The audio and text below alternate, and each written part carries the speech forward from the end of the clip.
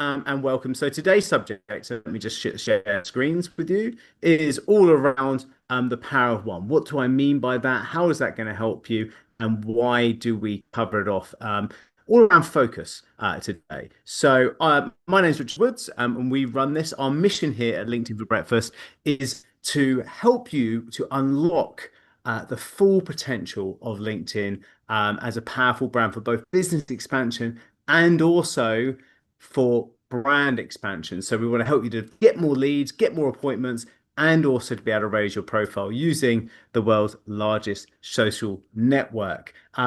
And our vision for this is to make this the best place on earth to learn LinkedIn for free. And hopefully, Flora is going to share with you the link to be able to join our free community, our free school community. Because if you're not in here yet, you're missing out on so many free courses. We do a community corner on a Friday where we can help you to share link to your content. We do pods to be able to help you get more like and engagement for your content. So do jump into the community. And of course, we get this event that we run once a week for you. Great. So what's our agenda for today? Well, we want to talk to you about what is your one thing? What do we mean by one thing? And my sort of aha moment that I had when coming towards my one thing, and what does it actually matter when we think about something like LinkedIn? Then we want a roundtable discussion it at the end just to get some other people's opinions, and hopefully I'll be able to help you to be able to think a bit differently about your social media. Okay, there's a really interesting point here that was made by Heidi in the group around the one thing. And it's all around this kind of SOS, which I thought was a nice way to start this. And she mentioned about having this shiny object syndrome. And I don't know if any of you feel the same about a shiny object syndrome and where you go from one piece to another piece. And we all do suffer it because I think entrepreneurship is very much a shiny object trait. You know, you are doing something, you're challenging the norm, you're trying to step out of the box, you're blue sky thinking, you're out of the box thinking, you're seeing problems differently. So that's part of your brain that allows you to sort of challenge the status quo and be brave enough to go and follow this crazy thing we call small business. Also, can be the thing that's sticking in the way, can be the hindrance for your growth. And I want you to kind of tell you the story of how that might be able to help you today. So we kind of see it in this, where you actually think about energy, focus, time being pulled in lots of directions. And if we are shiny object syndrome around our marketing, then we might look like this. And I certainly looked like this when I was starting out in business. I was a graphic designer. I was looking to be able to create lots of different products in lots of different ways, and I'm being pulled apart. I'm not able to specialize. I'm not able to focus. I'm not quite sure what I should do each morning when I start work.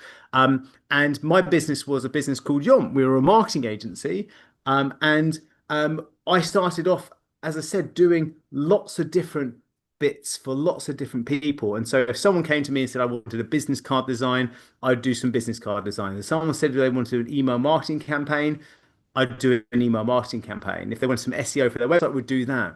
But the issue with that is you can't actually recruit. So we tried to actually go and get a specialist for this and a specialist for that and try and outsource bits. And then you have to do your own sales and your own marketing, and you just don't have time. And what worked really well with my agency, which we ultimately then scaled to 28 staff and we sold it to a business that floated on the NASDAQ, is we focused on one product.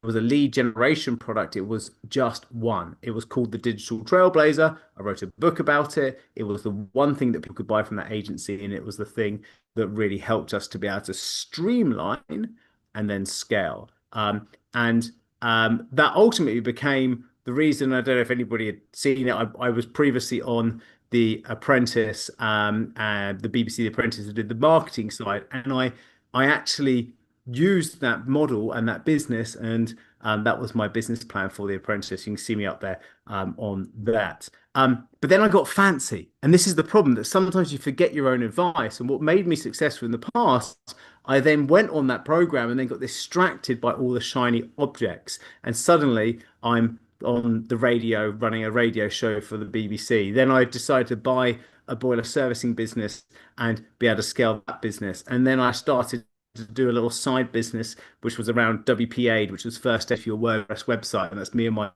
co-founder talking about it and pitching it there. And we started putting on events. And before you know it, I go back to that diagram where you're being pulled in all these different directions. And I think that's super important that even if you do start to feel success, don't get sidetracked. Don't think, oh, now I feel like I've got a great business. Maybe I could go do this extra bit and that extra bit, because you will just lose track again of what the thing is that made you successful, which is usually having one core business. I think it's a really important point to make. It's the one that I want to make. So, can I just draw you to attention that if you are struggling with this, the book The One Thing really, really helped me. It's a great book called The One Thing. And if you haven't read it, I'd seriously recommend reading it. It really helps you to understand focus and actually the power of lining up the dominoes and working on one thing at a time.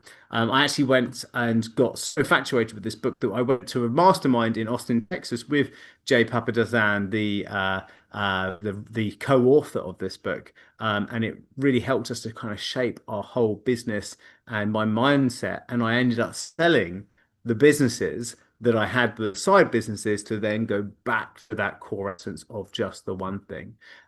If you want another book that's really good, Essentialisms by Greg McKeown, also very similar type of style, but kind of framed it in a different way. That's another excellent book if you wanted to dive into this subject a bit more. But to kind of fast track a few ideas, how do you actually create the results from your business when you think about this? And the concept, I'm going to apply this to LinkedIn in a second, but to really get the results, the books will kind of tell you to be able to live with purpose, or actually know why are you doing these things? What is your end goal? Priority. So actually then working out, well, to get to that end goal, what are the things that I need to start working on first? And then live with productivity. So then if I know what I've got to do, then I can get rid of everything else so I can just focus on that. And it then goes on to ask the question, which is what, and this is what you should ask yourself each day, what is the one thing I can do such by doing it, everything else would be easier or unnecessary? And let me just kind of go back there. What's the one thing that you could do that if you just did that, everything would become easier or unnecessary? And that's the whole live with purpose, priority, productivity. Scraping back and just going, hey, have I actually written down where I want to go? Where am I going to with this business? What's the whole plan for this? What's the purpose of this? Then what's the priority to be able to get there? And so how can I be more productive through doing it? That's the lining up the dominoes, guys. That's the lining up the dominoes. Going, well, what is my 3 year target? What is my exit strategy for the business? What is my game plan for what I do here? And if we really work that forward, then hopefully that will then start to tell you, well, to be able to achieve your results for your business, then I want to be able to get X amount of clients, and I want to have Y amount of revenue per month, and I want to get up to this stage where I can pay myself this amount of money so I can go on to do this type of lifestyle. Okay, if we know that, well, then actually, how many customers do you need? And what should those customers be paying you? And how many appointments do you need to have with people to be able to win a customer? And how many leads do you need to get to be able to get one appointment? And so, are you getting enough leads? Where would you get those leads? Where are your customers hanging out? So you can then spend the time there to be able to get the leads, to be able to then get the appointments. And I think many of us will start to realize that if we are on lots of different social media platforms, 1 minute trying to dance the funky chicken on TikTok to some sort of music, and then trying to set up our podcast, and then try and be a YouTuber, and be able to grow our YouTube subscriptions, and trying to then be on Instagram and also then tweeting on X. We are spreading ourselves really thinly without going deep. And that's why I feel for many of us, we should be choosing LinkedIn as our one thing. Because if we're serious about selling B2B, which many of us are, if we're selling services, you'll probably find that LinkedIn is a great place for you to be able to find those people that you want to talk to and actually interact, connect, and message those people. that you want to talk to. There's so many ways to be able to go deep, not wide, just on LinkedIn. So instead of trying to be on every single social media platform, think about what you could do on LinkedIn. You can go live on LinkedIn. You can do audio uh, events on LinkedIn. You can have a newsletter on LinkedIn that people subscribe to. You can do posts. You can you can do long form videos. You can do short form videos. You can have articles. There's carousels you can have. There's images. There's so much that you can do within the one platform.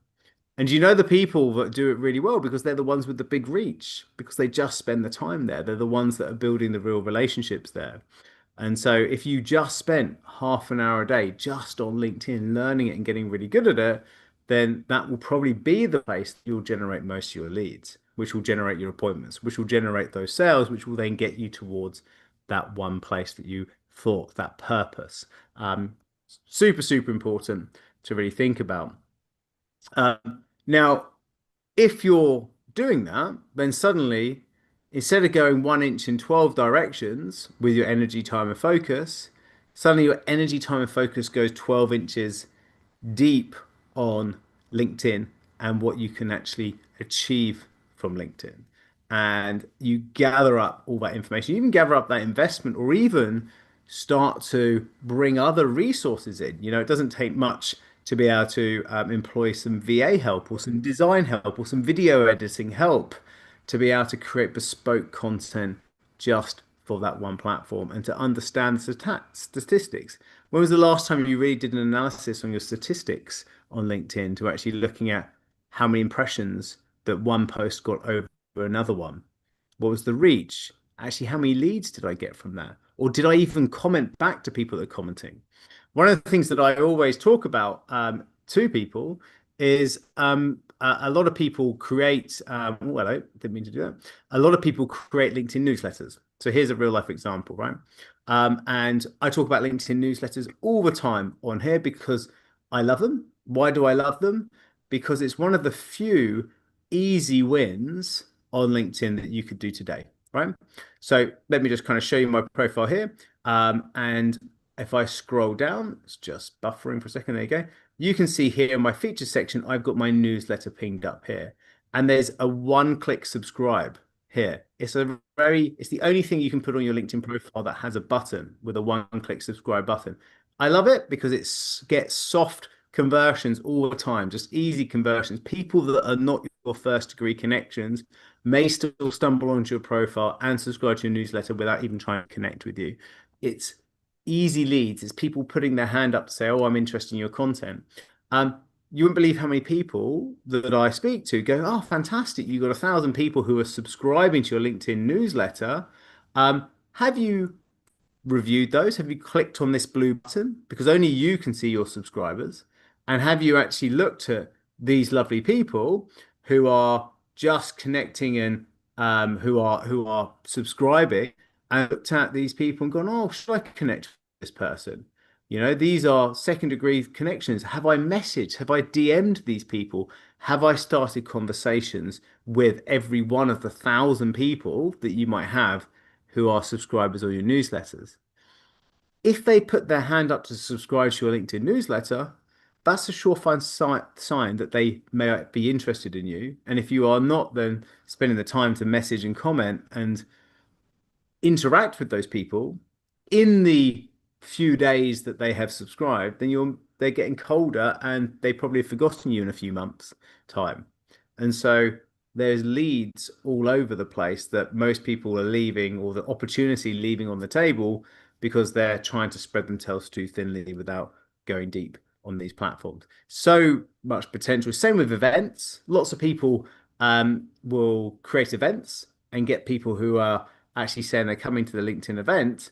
And when they don't show up, they don't loop back to those people and message and invite them to something else or start to have a conversation with them.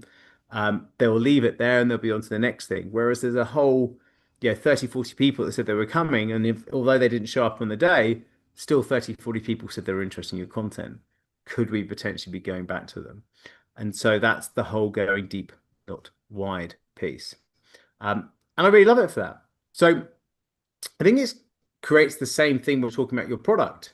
So if you have got a product range, for example, of bronze, silver, and gold, so if you are offering a packages and they're bronze, silver, and gold, the problem with bronze, silver, and gold, you might have 10 people in your bronze, 5 people in your silver, 3 people in your gold. You're now delivering 3 different packages, which have 3 different calls on your time on 3 different ways of doing it. And then suddenly somebody goes, well, I really like the silver package, but I want a bit of gold, but I don't need all of the gold. So can I just have this? And before you know it, you've then gone and got a bespoke client. And then you go, well, actually, I've got 3, 4 different one-to-one clients. So now we've got actually a fourth package because it's slightly different because we've got a product and we've got one-to-one. And if you then start to offer multiple products, you'll find yourself in the same issue as trying to run on multiple social media networks. And so I fundamentally believe that you can get to 1 million in revenue, and in fact, many of our clients have, without actually selling anything more than just one product. At $1 million Sprint, we only sell the one product, $1 million Sprint. It is a course, coaching, and done for you product. We do the social media for people, we coach people on the social media, and we provide a community for people to be part of. It is the one thing.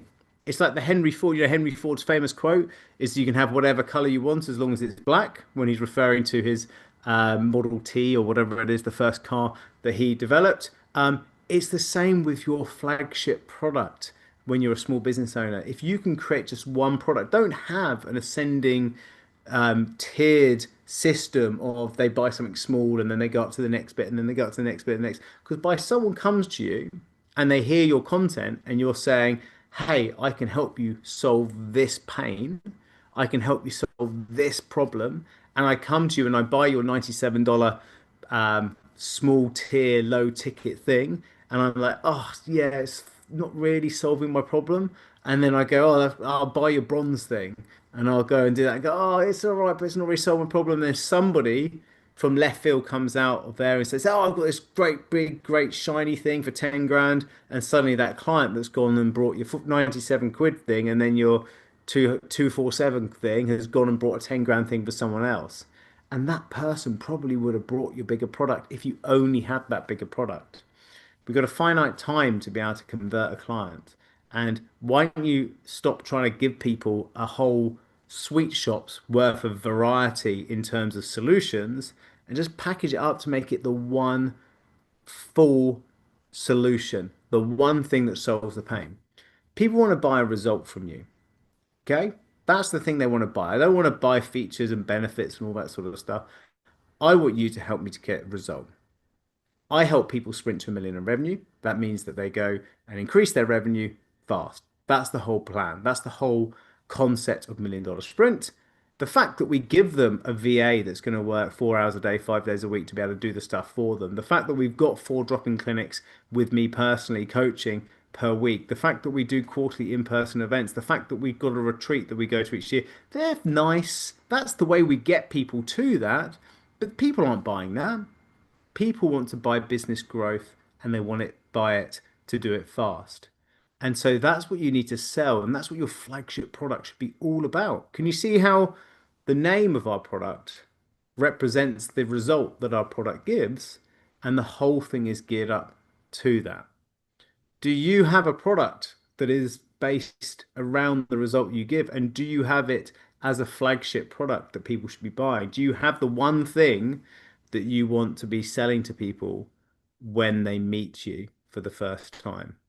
Because if we go in there armed with 7 different things and we just do some questions to work out which we want to sell them, we've lost the pitch before you've even started because you're trying to feel out what they might buy and you're guessing what this complete stranger might want of yours and you might get it wrong. Whereas if you create the best thing in the world for the right type of market and you know you got the right person in front of you, then you know you got the right product for them. And it's just a case of finding out their desires, benefits, creating urgency, creating scarcity, and closing them on the deal. That's what the power of one is all about. If you had one social media net platform that you were targeting and one flagship product that you were working on, then your world becomes so much easier. better, quicker, faster. You live with purpose and priority. I love it. The whole point around this kind of profit and productivity piece is the tip of the iceberg. Profit is what everybody sees. It's the kind of Instagram culture. Look at me running around, isn't it great? And I talk, and you're productive because you think that you're doing stuff, but actually underneath the iceberg, what the body of it is because you set purpose and priority. And it's really just framing what we talked about at the start as the iceberg there. So I look at these bands when you're talking about this, and these are the sort of bands I feel like you should have one thing in each one of these hoppers, and it's going to be one of the last thing that I'll finish with today. And I'd love to get some feedback and thoughts, what if anything is dropping for people here, and happy to talk about some of these ideas in more detail in the Q&A section. But I feel that if you can have one place to build awareness, one social network, one place, so if it's LinkedIn, you can have a search for a type of target audience and you can see that target audience, right? So if we think about this, if I want to go out onto LinkedIn and I do a search and I want to do um, just a simple coach, right? So I do coach plus founder, right? If I'm going for business coaches and founder, if I'm going for you know, surgeons plus UK, if I'm trying to target UK surgeons, whatever it is, if you can do a search like this and you can see people and you do a drop down and go, oh, great, look at all these people. This is my audience. This is my one search to try and target my one audience. I then connect with these people and I then start to invite them along to something to consider me. Stage two. So I've got one search, one target audience on one platform here. So power of one, right? And then I build awareness by connecting with them and reaching out to them. I then build consideration. What do I mean by consideration? Well, if you create one place as your weekly moment, one weekly moment, what do I mean by weekly moment? If you have one cornerstone piece of content each week, something like a podcast that you launch each week, something like a newsletter that you publish each week. It doesn't have to be both. I don't want it to be both, just one really good thing. One event. So, for example, this is my weekly moment. I do this event every single week. Doesn't matter if I'm in Dubai, where I am now, or if I'm back in the UK. Doesn't matter if I'm on holiday in Greece. I do my weekly moment because it's my one place per week to show up. And so, therefore, the work that I do on LinkedIn is connect with my one audience on the one platform that I love, and I move people into my one event that I do. Yours could be a podcast, it could be an event, it could be a long form video like on YouTube, it could be a newsletter, as I said, but just have something that's really good and make it your priority, your one thing per week. And you hoover people into that one bit and they consider you and they go, okay, cool. You are an expert in what I'm interested in, and I now am considering you as an expert. Great. So once we do that, then have one call to action. And that one call to action should be able to go from giving value one to many, which is what an event or a podcast or a newsletter is, to then giving value one to one. So this is when you move from consideration to convert. And really, this convert piece is actually going from one to many to one, because then most of us on this call is going to need to have a a one to one. Oh, didn't mean to press that. A one to one, because when you're matching a solution with an individual, having a one to one is the useful thing. So go from one to many to that one to one. Now, if you make that one to one a value session, so instead of trying to go, oh, do you want to come to my discovery call so I can sell you something? Instead, say, hey, I'd love to be able to add some value to you.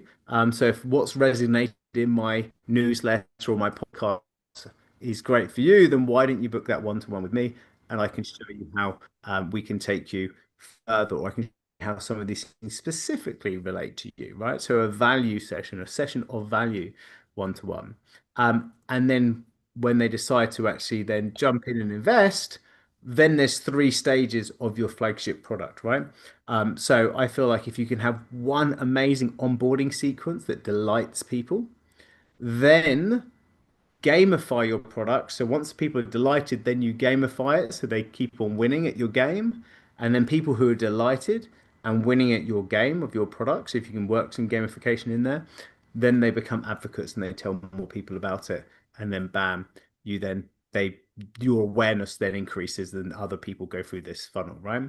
So power of one, have one way of building awareness, one weekly moment to set people to consider, one value session that's your call to action to get people to one, and then when they buy from you, you delight them, you gamify, and you make them as advocates. And that, my friends, is a powerful way of working. And you can see how many elements there are. So could you imagine having to do that with a bronze, silver, and gold and all the rest of it? It would be an absolute nightmare. So try and have a flagship product and try and have that as the lead thing that you do on one platform. Cool. So I hope that is dropping a few ideas for you. I would love to get a couple of little bits of feedback or thoughts or questions at this stage. And if anybody would like to learn a little bit more about what we do within Million Dollar Sprint, we actually have a Google Doc, just a simple Google Doc that tells you exactly what we're all about and what the Million Dollar Sprint actually entails. So if you are interested in that Google Doc, just type doc in there. Yeah, no obligation. We're just going to send it to you. It'll just be us sending in there. So if you're interested in doc, just type that into the chat, just the word doc, and we'll get it across to you. Just as you guys are typing that into there now, just come back into the room and just let me know any questions that you might have that I might be able to bounce off with you or thoughts. Cool, there's a few there. So any thoughts or things that people might struggle with? I've got Leslie. Leslie's saying Dubai. Nice. Dave, so Dave's saying, how do you get newsletter leads into your CRM? Can it be automated? Um, No, it can't be. So LinkedIn newsletter leads, you can't automate because you can't scrape it. There is no automated way, not even through some of the sales navigator tools that we subscribe to, or even our kind of LinkedIn automation tools like Expandy, do not allow for scraping of newsletter subscribers. But here's the cool thing, right? Um, you don't need to worry about emailing those newsletter subscribers because a newsletter subscriber is emailed when you post an article for LinkedIn. So LinkedIn it handles the emailing for you. So you post an article on LinkedIn, it then distributes to your LinkedIn newsletter subscribers via email from LinkedIn. They will read it back onto LinkedIn. So it's another hopper. It's a different hopper for them to be in. And so that's why we like it. Now you would also have newsletter subscribers. You can definitely still have that, but I would still recommend you to be focusing on LinkedIn newsletters as another place, another home to house people, as opposed to that one, opposed to doing a physical newsletter through your email list. I hope that makes sense, Dave. Um, Richard, over to you. Question with a hand up. Go for it. Yeah, hi. Um, Weekly moment. Yes. Do you think it should be the same thing every week, or is it acceptable, or do you think it's effective, should I say, rather than acceptable, to say have your newsletter one week and then your event the following week and alternate them? Is it more Oh, about definitely. having the weekly moment, or is it that consistency you think that do Yep. the event every week or do the newsletter every week, or how do you see that? Well, the within Million Dollar Sprint, the core strength section that we do. So we got the two parts, which is the core strength and then the sprint part. Um, we actually start people off with a weekly newsletter and a monthly event. So it goes newsletter, newsletter, newsletter, event, newsletter, newsletter, newsletter, event. And the reason why we do that is that newsletters like nice, easy, soft leads, and it will generate the leads and it will build up. And then we can reference the event and then the event is like the big showcase of the month. So it kind of works as a weekly moment and a monthly moment, but actually they are just a different, it's a moment per week. So you're not doing a Right. newsletter and an event in the same week. You're just going newsletter, newsletter, newsletter, event. Okay. And that becomes the rhythm. So then we talk about the 13-week cycle. So we say to clients, hey, have 13 topics, unpeel your business like an orange into 13 segments, and each segment is a theme for the week. And so that theme, you will cover off what, because 52 weeks divided by 4 is 13. That's why we say 13, right? So if you think about that, three of those 13 topics are going to be event weeks because there's 3 months in a quarter. So you're going to have three Mm. events per quarter. So you're doing three events, themes. That's going to be your best content, the stuff that's going to get people there, and 10 newsletter themes. And then when that starts to work really nicely, and you're seeing a significant sort of uptick when you're doing the events, which tends to happen.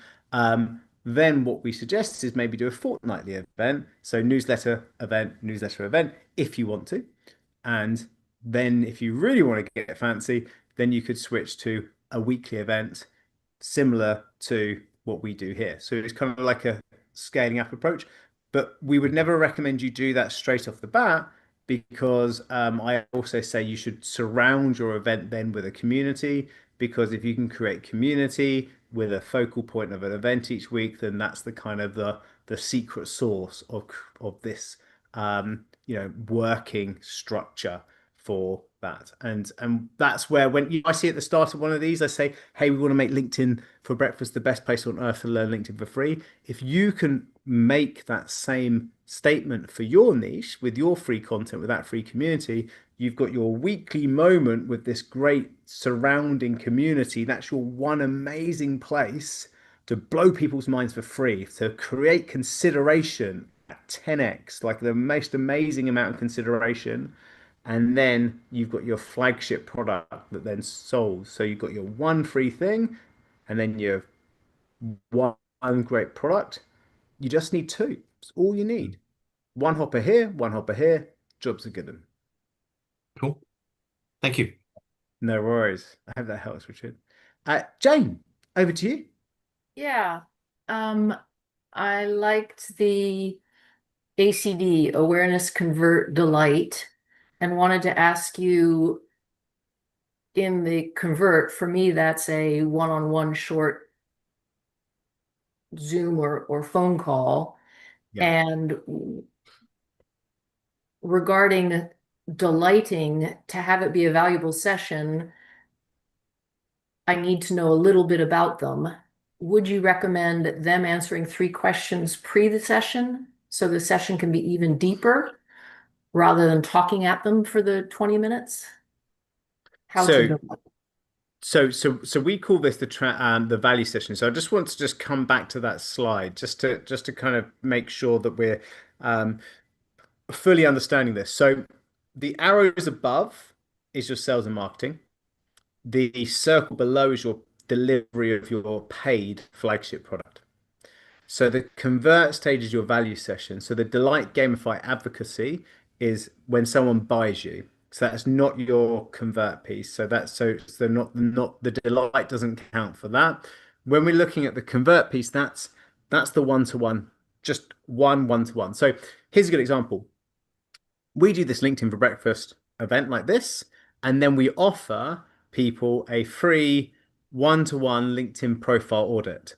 So we are auditing their LinkedIn profile. It's a free session. We go through that one-to-one. We can show you where the improvements are on your LinkedIn profile, and we can help you to be able to, you know, improve, right? So we go from one to many with these sessions to one-to-one when we do the LinkedIn profile audit, and we will ask questions on the form for people when they submit that profile audit. And those forms could be the 3 questions that you referenced to be able to help you, not just to make the session better, but also to qualify if they're a good target for you or not. And if they're not, then you can just cancel the session. If they are, great. Then you're going to go into the session knowing that you're speaking to the right person. And that's okay. It's okay to cancel sessions with people who are not target market because they're not target market. So you don't you don't owe anybody anything.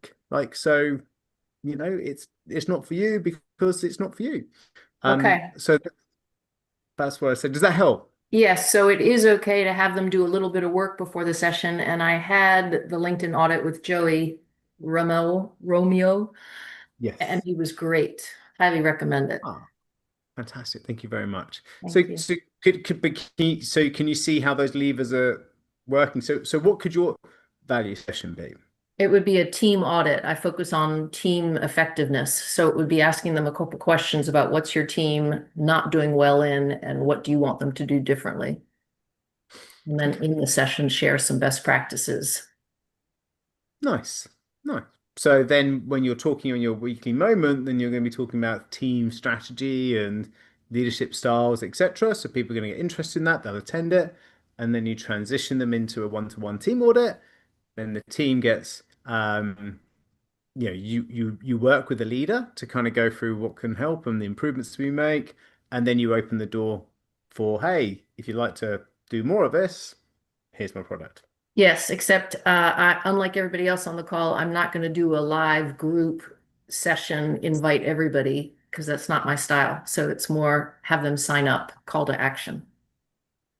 As in the consideration piece, Yep. as in yeah, that's why we say do it as a podcast if you want to do a podcast. If you like audio, do it as a YouTube channel if you prefer pre-recorded video. Do it as a newsletter if you don't want to do any video or anything along those lines. You can just do it as a newsletter. Just as long as whatever you do, you are doing some cornerstone piece of content each week. Yeah. Love it. I love it. Okay. So thank you. And thank you all as well. We're going to keep on taking questions. But if you've got the word doc in the chat, that means that we'll be sending you the document to let you know more about what it is that LinkedIn, sorry, Million Dollar Sprint is all about and give you the ins and outs of the product. So do put doc in the chat if you want to know more. Trevor, over to you. Thank you, Richard, and hello, everybody. I absolutely Hello. love these. I really, really do. So, it isn't really a question. It's more of an observation about being focused on one. So, with what I'm concerned about is if I just use LinkedIn as my one platform for my outreach, what if at some point LinkedIn decides to pull the plug? So I've had other experiences with people who have other network marketing businesses on different platforms, and then they have their account shut down. So then they've either got to wait for it to be reinstated. In the meantime, they haven't really got an audience. So that's the observation I'm making. I think I'd be a little bit nervous of just using LinkedIn as my sole platform. So it's down to if you're focusing on your one platform, then obviously then that one platform can be your you can be aware of how to use it, so you get better at it and knowing where the boundaries are. But also you got to remember that the whole point of it is the one place to build awareness, and when you're siphoning people into consideration, my consideration is here, right? So we all had to submit some sort of form to be able to register to come along to today. And so that form gave us your name and email, etc., to be able to send you the reminders. And so now we have a database, and that database is off LinkedIn. So what we've done is we've been able to build awareness on LinkedIn, and we're siphoning off, and now we're building a database. And look, when you get the opportunity to then start building a team, you may well have a team already. So Trevor, I'm making a general point, but when you start to build team because you're building client base, then you can start to actually go, right, yeah, this person's going to manage just LinkedIn. So the power of one, that person is just doing LinkedIn for me. So now instead of you doing it, it's their one thing. And then you can then start to go, well, I'm going to go do Instagram, or you bring someone else in as an expert and they just do Instagram for you, and it's their one thing. And I think Okay. it's also a great mindset for that. But you wouldn't need to work on multiple. I would be arguing that if you actually look at a business and when we review it and go power of one, so awareness, consider, convert, deliver.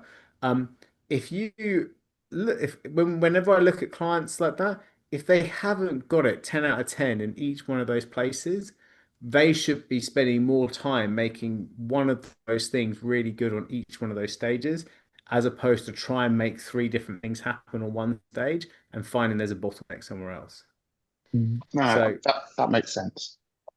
yeah. All right, So so thank you. so I mean, well, for example, some people might have a few thousand people that are connected with on LinkedIn and they're putting out content. So leads are there, but the bottleneck is that they're just not getting anybody to come along and sign up for their events or whatever it is. So the problem isn't LinkedIn. The problem is they haven't got a Mm, weekly moment, or they've got a weekly moment that's working well. They've got awareness happening, but they're not making any sales. Well, the problem is they convert. So they need to mm. work on their convert and get that out. So he's 10 out of 10. Brilliant. Thanks, Richard. No worries, no worries. I'm going to carry on answering questions. If anybody is shooting off, great to see you. I hope this has been of help, and we'll get those documents out to people. It's a Google Doc on how to, what the Mindos sprint's all about. So thank you for people who put doc in the chat. Dawn, over to you. Question. A couple of questions that are related to the newsletter. So I've created a newsletter, and I don't believe that I can get email addresses from the newsletter, but I know the first one. No, let's ask the question. So at what point do people get emailed that you've dropped the next edition of the newsletter? Is it just the first time or after that? Because today you've mentioned about an article. The people from your newsletter also get mentioned for your article. So I was a little bit, am I confused? So your newsletter is your article, and so Right. if I show you this, so they will be emailed out your article if they have subscribed to your newsletter. So if you look at a newsletter, and you go into the newsletter page, you'll see the content. So we just click on this here. You'll see here below, look, 57 editions. So you can see published 3 days ago, published 1 week ago. So these are the editions, Right. and these are the articles, and this is what's getting sent out to people as so ours is a video every single week, right? So this is what's getting sent out, and that's what's getting emailed. So if you're not creating the content and it's getting pushed out, but you just have subscribers, then nobody's actually aware of it. They've just subscribed when you did the initial push, whereas you need to create the actual newsletter. So those who have subscribed will get a notification when you publish a new article or newsletter. Is that right? Yes. Okay, thank you. Yeah. And some of them may well have. So, for example, you can turn off notifications for newsletters. So you might be subscribed to 3 or 4 different newsletters.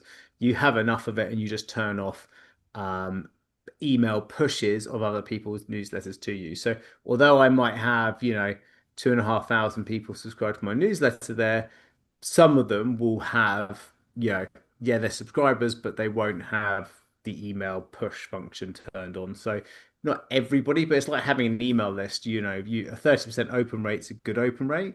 So it's kind of the same sort of statistics are going to be working here. But it's another place to be able to build that list, right? Sure. And I think you mentioned it before in a previous session that you shouldn't have 2 different types of a newsletter. So let's say you wanted to do one in one style, say, and one about a different topic, can you do that, or should you not do that? What's your view? Well, what's the title of today's presentation? Yeah, one thing. Yeah. And the fortunes, the gold, you have to dig deep to find gold, right? So if we're gonna we're kind of just hitting the surface of lots of different subjects and themes. I don't mind going, hey, here's 13 different themes within the same topic, and it's the same newsletter. That's great. That's what we teach. But I wouldn't have one for 3 different audiences with 3 different newsletters Okay. and 3 different subscriber bases, because you're now just going wide and not deep. Okay, thank you. No problem. David West here says, are LinkedIn articles the same as LinkedIn newsletters, or are they different altogether? You have to create an article for it to be sent through your newsletter. You can create articles in their own right and not tag them to a newsletter. So you have the power to do that. Let me just kind of very quickly show you. So in this, don't start a post, go to write an article.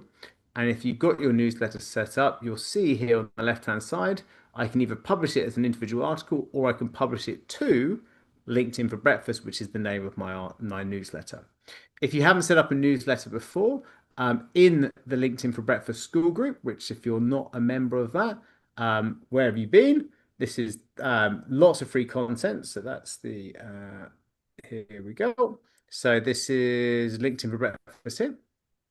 So again, I'm just going to chuck this into the chat. I know Flora already probably has, but there you go. So if you're not in here, and if you go into our classroom, there is a training on how to create a LinkedIn newsletter in here. So you can see in here, there's a training on LinkedIn newsletters, and I show you step by step how to do it. But ultimately, if you want to go up to here and go to manage and go to here to newsletter, and on newsletter, you then click create newsletter here. That is where you'll find it, and then you follow your nose. And there's a few different other steps, and there's a few things to think about when you do it, which is why I watch the training. But that's a quick place to get you started if you're the type of person that never watches any training and just wants to go jump straight in and do it. So up to you. But there you go. So have fun with that. Cool. Any other questions that people might have? Happy to stick around for another 5 minutes. Can you include hyperlinks in your newsletter to external events? 100%. You can put loads of hyperlinks into newsletters. Here's one of the interesting things. Dave Poo's on the beach. Love it. Hello, mate. Good to see you. Looks amazing weather out. It's lovely. It's lovely, yeah. So in terms of hyperlinks in newsletters, the kind of go-to advice with LinkedIn posts is don't have outbound links out of LinkedIn in your post, because it will actually reduce the reach, the organic reach on LinkedIn. But the beauty of a LinkedIn newsletter is it's going to get distributed via email to the subscribers. And so therefore you could actually put plenty of outbound links into there, because it's already got subscribers and it's already going to get pushed out to them via email. And so the organic reach is not such a big factor for us to actually worry about with newsletters. So that's quite interesting for you to think about. Wise to publish to newsletter content that has already been posted as an article. So here's the cool thing that we recommend to clients is think about all those blogs that you wrote on your website years ago, or content that you've put together, or videos that you put on your YouTube channel that you can embed like we do onto our newsletter post. All of your old content could actually be repurposed into newsletters, and you can actually schedule the newsletters for weeks in advance. So you can have a weekly newsletter and you can get 52 of them out, and then boom, you've got a year's worth of newsletters going out, right? So there is plenty that you can gather and repurpose from other sources. So hopefully that helps. Right, okay, yeah, and that answers Trevor's question. Good. So with that in mind, I'm going to just finally say, if anybody hasn't put the word doc in the chat who wants to find out more about $1 Million Sprint, please do, because we're going to send you the Google Doc about our July intake. If you have, great, we'll send that across to you, and then we'll loop back to you to see what you think, because we'd love to have you as part of our client base. Fantastic. So Paul Davies, thank you. You've got the last doc in the chat there before we close. So that's us for today. I hope that's been of value, and I hope anybody who's watching the recordings has enjoyed this. If you're seeing this recording and you want to get that doc, just type it in the comments below. I will love you all and leave you. So we'll see you next week that LinkedIn for Breakfast. $1 Million Sprinters, I know you're here for the drop-in clinic. I'm going to close the room because then all the AIs go, and I'm going to reopen it in 4 minutes for our $1 Million Sprint drop-in clinic. Thanks again, guys. I hope we've been of value, and I'll see you all at a LinkedIn for Breakfast soon. Cheers all. Thank you, Richard.